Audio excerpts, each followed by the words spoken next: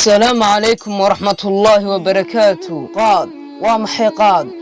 كوا جيد أن مرلهين لكن عليم له ودتك قارك عونان عليم هيسا جيد كانوا أن لقرنين تاريخ رسمي أيا وحلو عليا دلشدي إسلام كهور أما دلشدي النبي عيسى عليه السلام كهور جيد كان أيا هضبك بحمل كسر سافر كن إلى صغار كن أوفيت هيرك بدأ هالكدركي سنجارو 1.4 mitir ilaa 3.1 mitir dhulalka qaarkoodna waxaa u gaadha 6 mitir geedkan ayaa dadka cunaa waxa uu galiyaa xaalad khiyaali ah isagoo oo ka meeransiiya qofka cuna cuntada cabista iyo hurdada inta uu ku jiro xaaladda khiyaaliga ah haddaba nin ka mid ah badlawayaasha qaadka cuna ayaa u waramay dadka qaar ayaa waxa uu sheegay in inta ay qaadka u fadhiyaan ay dareemaan xaalad farxadeed iyo ladnaanshiyo warwarkii haystana uu ka tago waxa kale oo inta ku daray in intii ay u fadhiyaan qaadka ay qorsheeyaan boqolaal qorshe oo waxba kama jiraan ah wadamada ay qaadku ka baxaa inta la og yahay waxa uu ka baxaa geedkani wadamo badan iyaga oo qaarkood u beerto qurux ahaan hadaba wadamada uu ka baxo qaadku ayaa waxa lagu qiyaasaa in ka badan 20 dawladood oo caalamka ka tirsan waxaana kamid ah Yemen, Kenya, Soomaaliya, Itoobiya oo ganacsi ahaan u beerta waxa kale oo ka baxaa geedkani wadamada ay ka mid ka yihiin Turkistan, Sacuudi Carabiya, Morocco, Zambia tixkabaya oo qaadka ka hadlaysa ayaa tiri geed qaad la dhaho qiimihiisu jaban yaho qadarkiisu jaban yaho qaxariyo dhibaatiyo qayladiisu go'aanto dadka qaarkii cuno oo barako loo fadhiisto Soomaali dhan la rogay ilaa tan iyo waagii Soomaali noolayd inta waa la cunayaa waa caleen qadhaadho cidii aan jeclayn oo aabayaasha badankood iibiskii ku adagiyo ubadkood u yuushaan dheeftiis waa miryaqaan maaweelo badan oo murtidiisu maragiyo markhaati aan dhammaan iyo tahay looma ooyaan geed guntiisu dheertoo waayeel niman ahayn cilmigiisa ka dheeryahay dad shisheeye beerto aan dadkiisu cunino ummadeenu jeceshahay dhammaanteen yar iyo weyn jidka waxaan u fadhinaa jaadka haybintiisa hawlo aan la koobayn uu inagu habaabshe hala joojo qaadka adaba taariikhda qaadku waxa uu ka mid yahay geedadka aan taariikhdooda sida cad loo haynin hase ahaatee waxaynu ka sheegi doonaa inta laga hayo qarnigii 12aad ayaa waxa lagu beertay beerista qaadka qaybo ka mid ah Yemen gaar ahaan Cuthmaan iyo Jabalu Sabra halka Sanca lagu beertay qaadka bilowgii qarnigii 13aad meesha la yiraahdo Xayma isagoo ku sii faafay Bani Madar isla qarnigii bartamihiisa ayaa waxa uu ku sii faafay Xamdaan sanadkii taariikhda miilaadigu ahayd 1237 ayaa nin la oran jiray Najiim Samarqaadani oo buug ka qoray qaadka iyo bunka ayaa waxa uu ku sheegay buuga isagoo ka waramaya qaadka inuu yahay geed ka baxa Kilwa oo ah magaciisu hore loo yaqaanay Kenya geedkaas oo ay u adeegsan jireen inay fircoonaadaan iyo in ay walaaca kaga hortagaan halka ay sidoo kale ku daawan jireen melankooliyada beermadowga Ibn Fadluh al-Amiri oo noolaa 1249 ayaa isna buug u qoray oo la yiraahdo Masalik al-Absar ayaa waxa uu ku sheegay inuu qaadku yahay geed xabashiyadu aan lahayn miro la cuno laakiin ay dadku cunaan caleemihiisa yaryar ee jilicsan kaas oo qofka cunaa ka muujiyo fahmad iyo ladnaashiyo kana maaransiya qofka cunista cabista iyo waxyaabaha kale oo dhan waxaana lagu daray qoraagan intii uu dadka cunaa ay ka basanaadeen cunistiisa una kala badsadaan sida ay u kala mushkilada badan yihiin waxa kale oo cuna qaadka dadka doonaya inay soo jeediyaan si ay u guuro galaan ama doonaya inay habeenkii oo dhan soo jeedaan inay shaqo hore u dhameeyaan qoraagu isagoo ka waramaya dadka reer Yamaneed ayaa waxa uu ku tilmaamay dadka reer Yamaneed in ay aad u jecel yihiin geedka qaadka la dhaho laguna tilmaami karo sida ay u jecel yihiin qaadka inay mid tahay sida ay u jecel yihiin hindidu maandooriyaha batalka la yiraahdo waqtiyada u dhaxaysa 1314 ilaa 1344 ayaa waxa qaadka looga adeegsaday mantiqadan geeska Afrika in lagaga hortago kacdoonada iyada oo loo beerayo geedka qaadka kacdoomayaasha sida ay u boqortooyo ugu noqdaan ardul xabash ka jirta ayaa ugu beertay dadka kacdoon ahaa oo ka soo horjeeday maamulkeeda oo ku dhaqnaa meel la oran jiray Maracade kadibna waxay kacdoomayaasha ku mashquuleen cunista qaadka waana iska ilaabeen kacdoonkii dawladda Nizamruddin la oran jiray oo xukumi jiray Ifaaf ifaas waxaa la isku odhan jiray Jabuuti ilaa aaga Saylac ayaa waxa uu dagaal la galay boqortooyada Xabsheed waanu ka guuleystay boqortooyada hase ahaatee waxa uu ku dhaxlay cunista qaadka isagoo ku sii faafiyay dhulka kale ee Soomaalida badankiisa. Ibnu Xajar al-Haysami oo ahaa culimadii Shaaficiyiinta ugu waaweynaa ayaa waxa uu qoray kitaab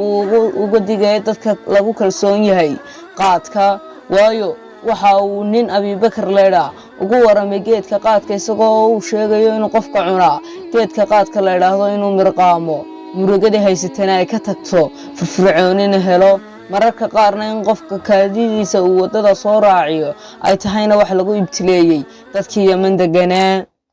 5 nin oo loo diray in ay cilmi baadhis ku soo sameeyaan dhirta cusub ee Carabta sanadadii 1761 ilaa 1763 ayaa badankoodu dhinteen sababo la xiriira duruufaha safarkooda, waxaana ka soo haray nin Kristaan Naybuur la oran jiray. Ninkan ayaa hadaba qoraalo uu sameeyay kaga waramay in qaadku ka mid yahay dhirta cusub ee ku soo arkay Carabta uuna yahay geedka si fiican uga baxa bunka dhexdiisa. Ninkan ayaa sidoo kale sheegay in laga aaminsanaa wadamo kamid ah Carabta in qaadku yahay uu ka difaaco qofka cudurrada la kala qaado iyo inuu dheefshiidku wanaajiyo. Sanadkii 1854 nin Rajar la oran jiray oo saaxil yimi isagoo cilmi baadhis wada kana yimid xagga iyo Masar. Ninkan ayaa markii uu Masar joogay sheegtay inuu muslim yahay si uu u dhigto diintaas ahaatee ma uu ahayn muslim. Ninkan ayaa markii uu yimid u sheegtay Soomaalida halka deganeed muslim si kastaba ha ahaatee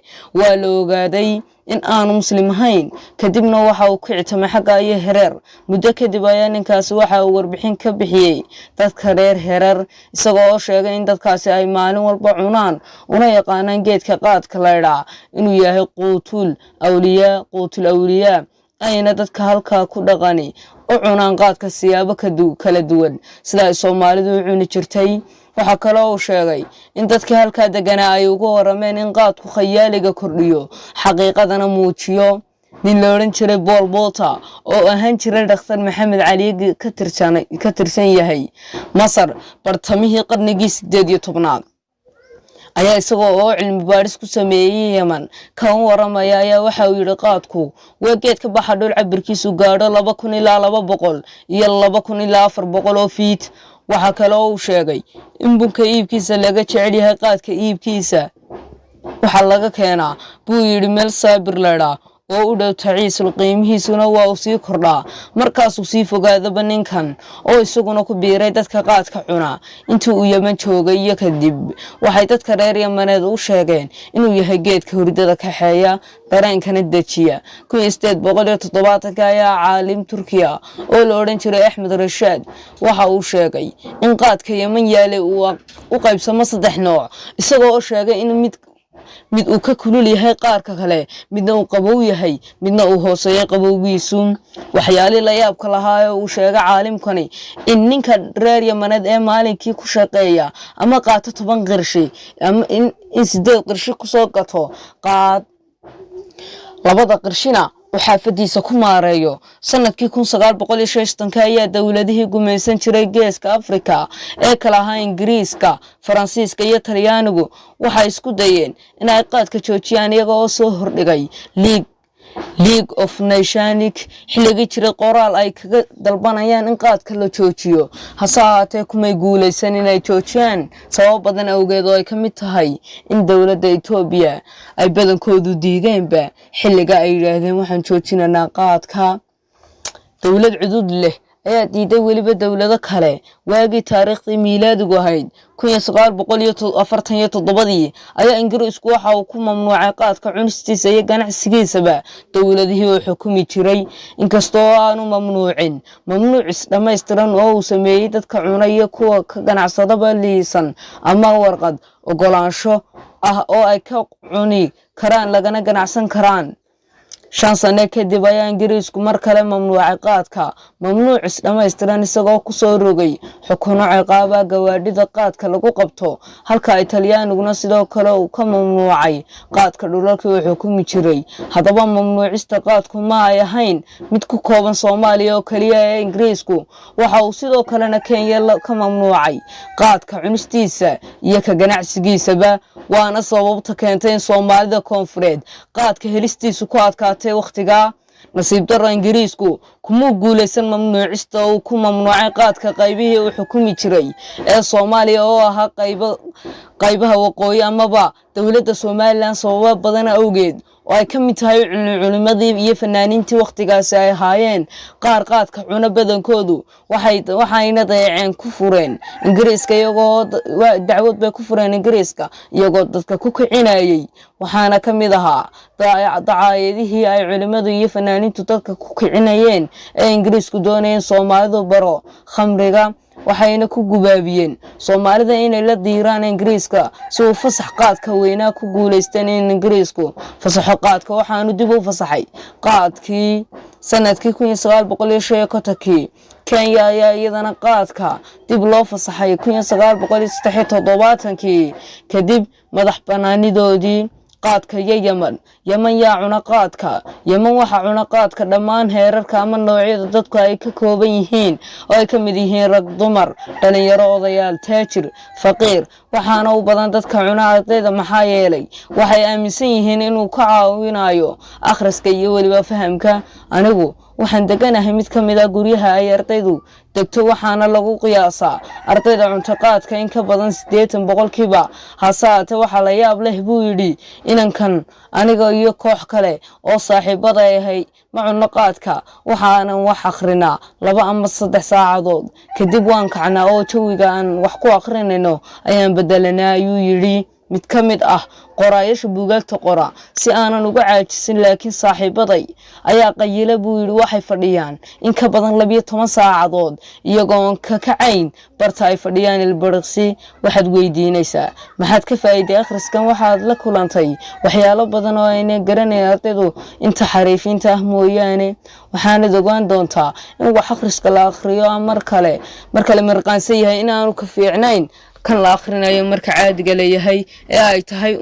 waxa ay qiil ka dhiganayaan in ardaydu balilooyasha ahi waxay yiraahdaan sidan ay ardayda Yamaneed caalim muslim ah oo la oran jiray Ibn Fadil al-Aamiri noolana waqtiyadii u dhaxeeyay 1249 ilaa 1340 ayaa waxa uu sheegay in rag culimo ah uga sheekeynayeen